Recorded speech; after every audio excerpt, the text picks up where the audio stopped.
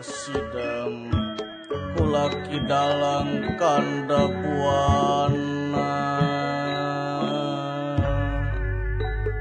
Ret ret sorat tarompet hayu batur digawe yuba barengan awig nam astu nama sidam kulaki dalang kanda buana lali rampuk jukung sauyunan digawe sabilulungan ngancik di tengah pusering bumi gebog jagat sang nagaraja solali lali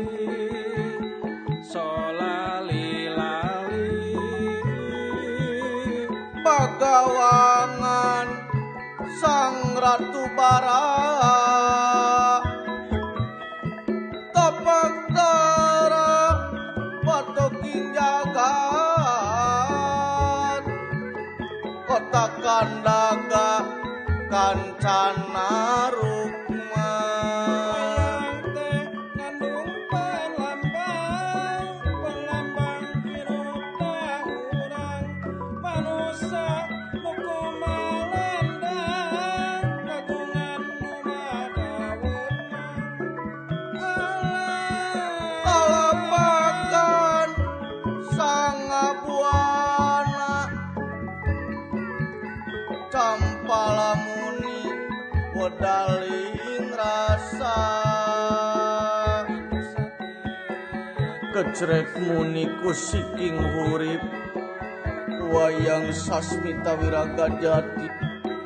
pantal-pantal sang tejamaya gunungan sang purwasa jati dipangringitan gelar guna lampahan wayang purwa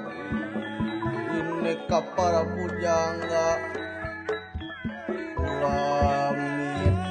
medar lalakon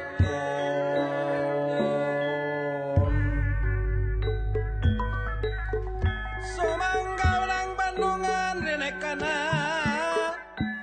wayang purwa kidalang nungahalang rek medar carita maya sinarengan kenyalira sang yang pertanggapati kumanti sang yang latih kebajut ing ima-ima gambira lan acala gambira tengah sagara acala puncak ing gunung apus gebang siwalan tunggal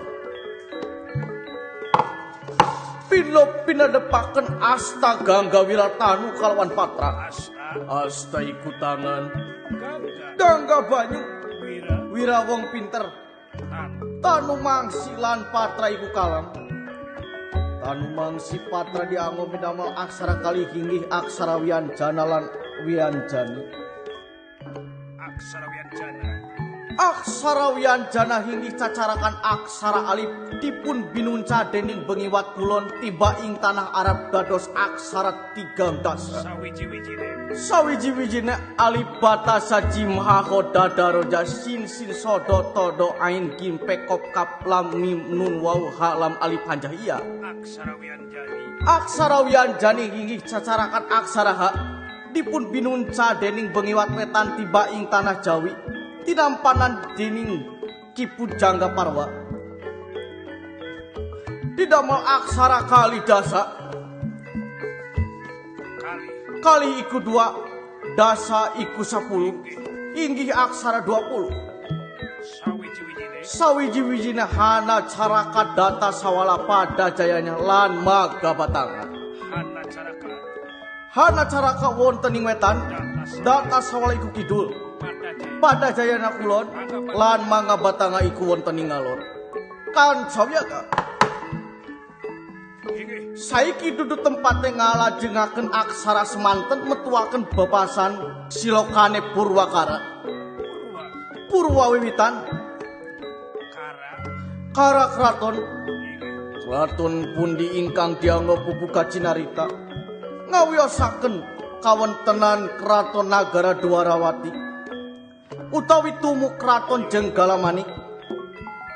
sapa kang jumeneng nata mangkon ke Prabu Nyakrawati ngabau denda dudu telu dudu loro angin sawiji-wijine Ratu Agung titis ing Wisnu kang pinunjul